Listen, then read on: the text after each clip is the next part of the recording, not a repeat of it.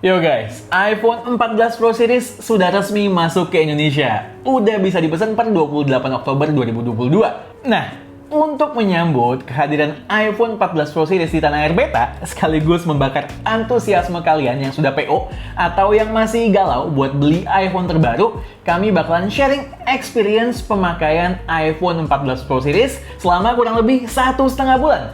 Jadi kalian nggak kayak beli kucing di dalam karung. Tahu persis apa yang bakalan kalian dapatkan. Just info, gue personally selama nyoba makainya yang varian Pro dan Satis yang Pro Max. Sedikit bocoran di awal, gimana ya men? Nggak ada hal yang luar biasa atau groundbreaking, dan bahkan ada beberapa hal yang harus diperbaiki dari iPhone 14 Pro Series ini.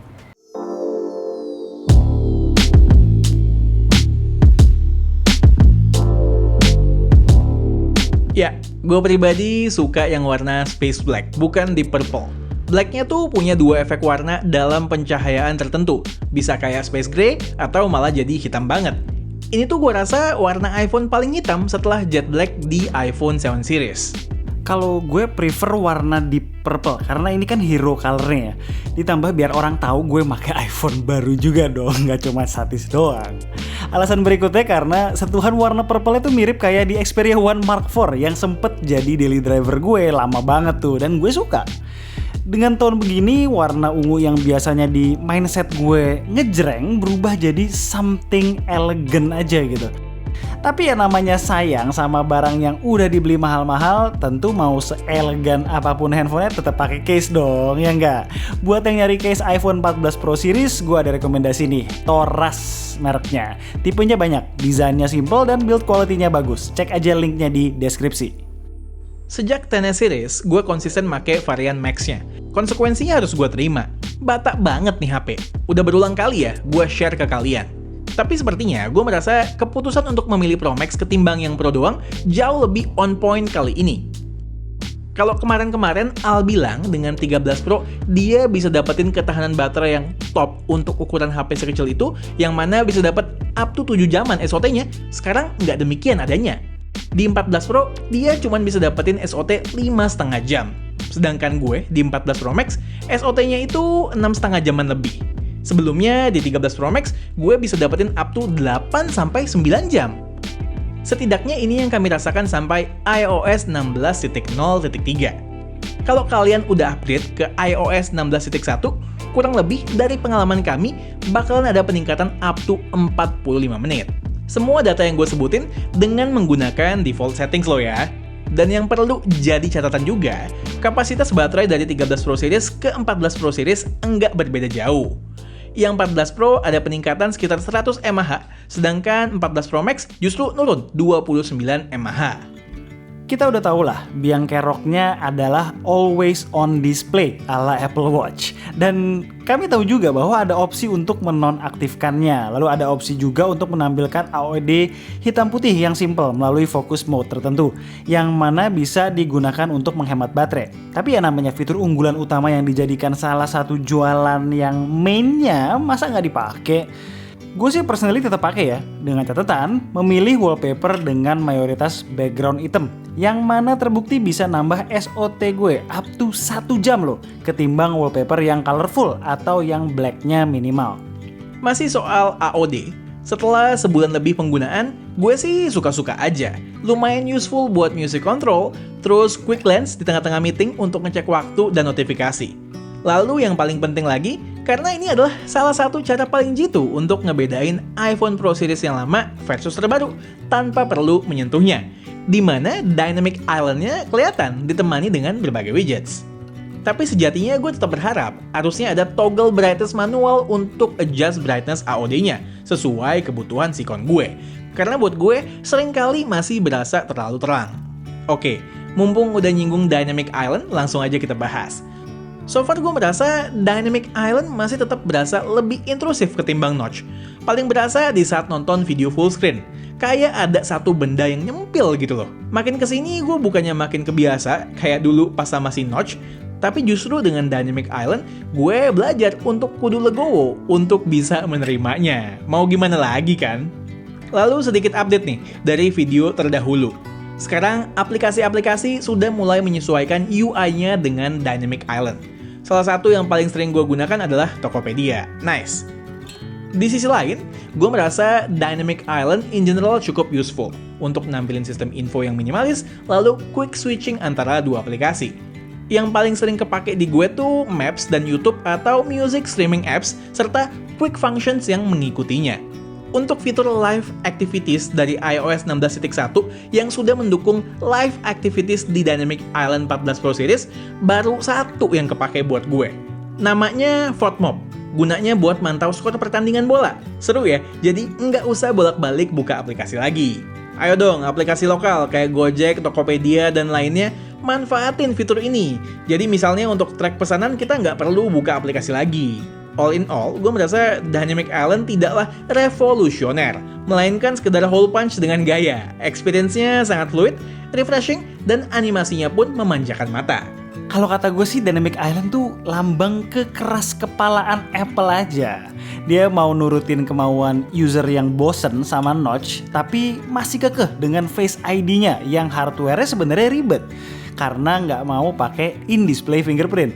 Kalau nggak kan nggak butuh space segede itu buat kamera selfie. Cukup bulat kecil aja. Berikutnya adalah kamera. Headline-nya adalah 48 megapiksel main camera. Buat yang mau tahu perbedaan utamanya dengan hasil jepretan main camera di iPhone 13 Pro Series, untuk detailnya bisa tonton video First Impression K2G terlebih dahulu. Intinya, hasil jepretan dari iPhone 14 Pro Series adalah salah satu yang terbaik untuk urusan point and shoot. Berada di top level pokoknya.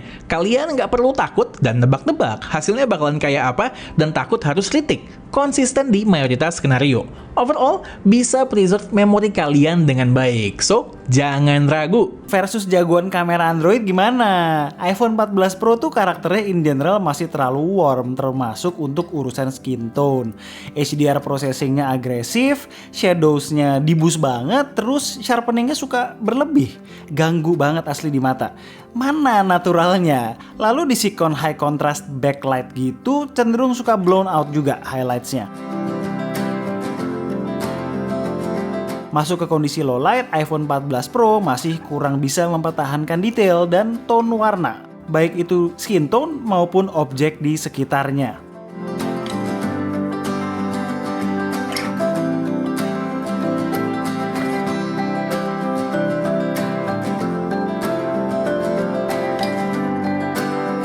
Nggak sampai di situ ya, untuk urusan telefoto, iPhone 14 Pro lagi-lagi overall kalah soal kualitas dan fleksibilitas dibandingkan banyak flagship Android yang sudah menggunakan lensa periscope.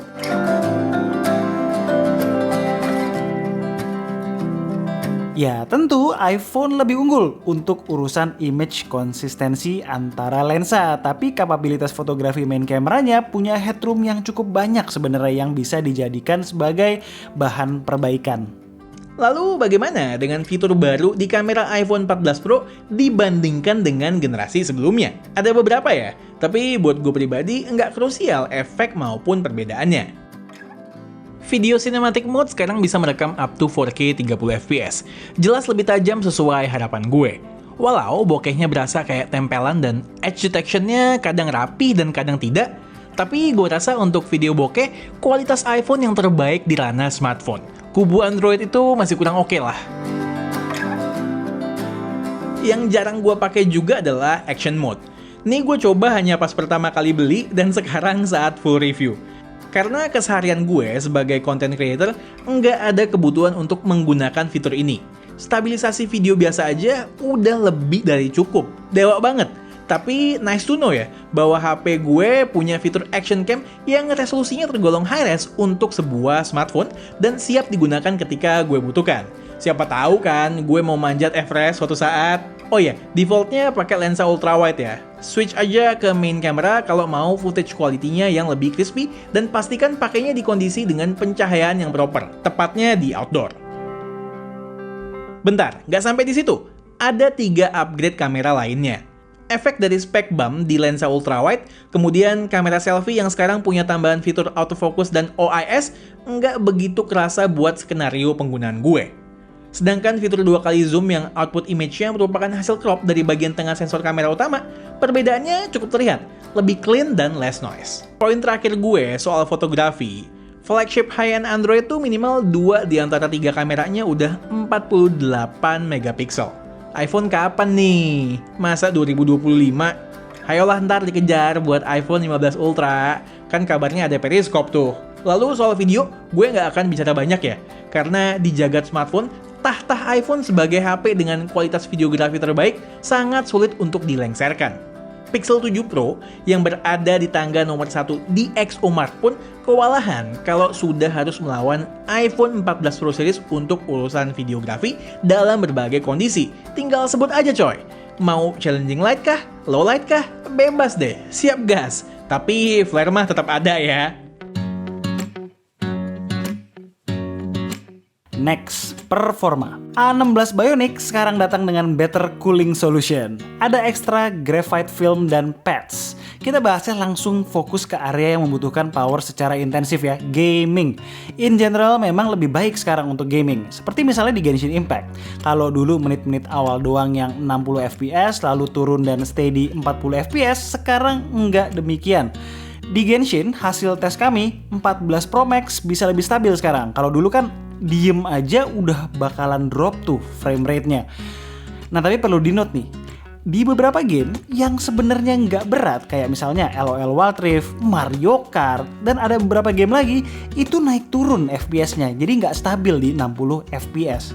Kemungkinan besar kendalanya bukan berasal dari hardware tapi ini urusan iOS 16. Soalnya waktu di iPhone 13 Pro dengan iOS 16 beta gue juga mengalami hal yang sama. Kalau menurut riset kami ini sebenarnya bukan isu dari sisi developer game juga, tapi harus Apple yang benerin.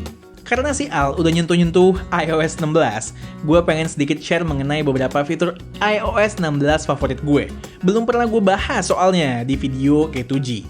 Kita mulai dari Face ID yang sekarang sudah bisa mendukung unlock di posisi horizontal. Mantap, udah gue nantikan bertahun lamanya. Lalu kalau dulu ketika gue ngedit foto di aplikasi Photosnya Apple, gue sering kesulitan untuk apply preset editan yang sama ke foto yang berbeda demi mendapatkan hasil editan yang konsisten. Karena presetnya nggak bisa di-copy. Sekarang bisa. Kemudian, album Recently Deleted nggak bisa diakses sembarangan orang lagi karena butuh Face ID untuk mengaksesnya. Lanjut ya, gue suka sama lock screen notification yang munculnya dari bawah. Lebih jempol friendly soalnya. Terus, mantau sisa baterai pun sekarang tinggal lirik aja. Enggak perlu narik control center lagi.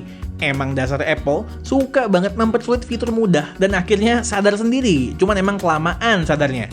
Oh ya, keyboard sekarang udah mendukung fitur haptic feedback. Asyik ya, cuman perlu dicatat, bakalan ngaruh ke ketahanan baterai juga. Sebenarnya masih ada lagi ya, kayak remove picture from background, kemudian custom lock screen dan lainnya.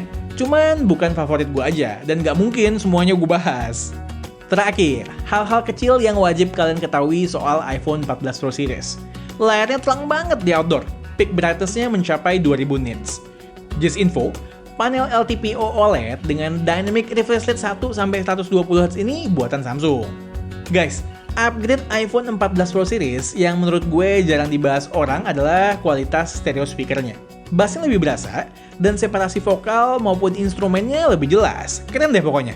Masih berhubungan sama audio, si Al masih kecewa dengan ketiadaan high quality codec support, yang mana sejatinya bisa meningkatkan kualitas aksesoris audio dari ekosistem Apple itu sendiri. Lalu RAM-nya masa masih 6GB ya?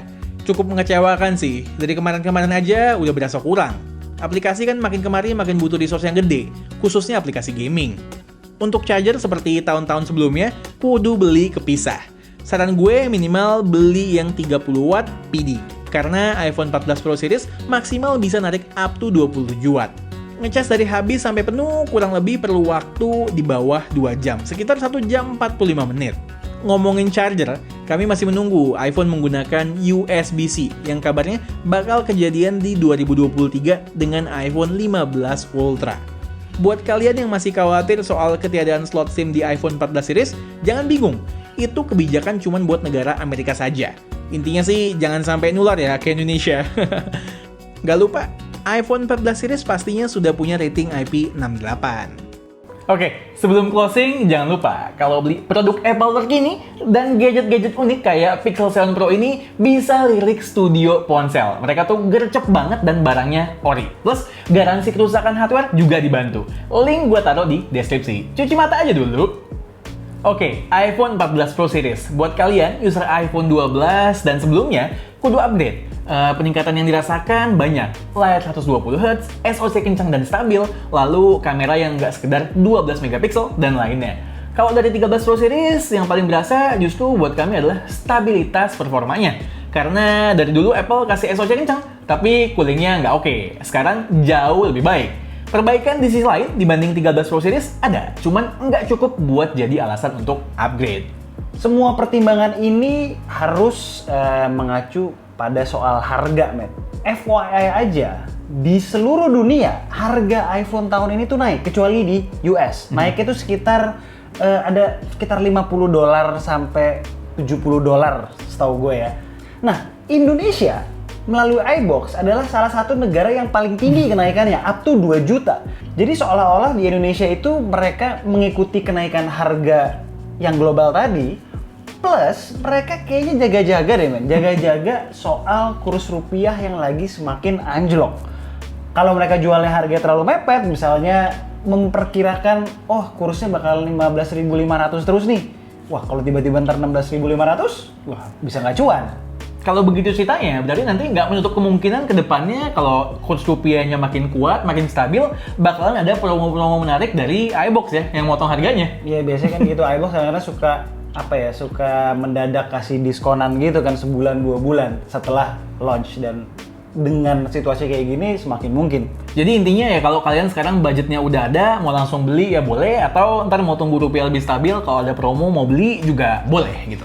Bahkan kalau menurut analisa gue ya, kayak tahun depan iPhone keluar ya balik ke harga kayak tahun lalu lagi, nggak akan semahal yang tahun ini. Jangan gitu dong, ntar gue makin nyesel beli unit luar gitu kan, gapnya makin jauh. Sekarang kan agak seneng ya karena gapnya tuh deket.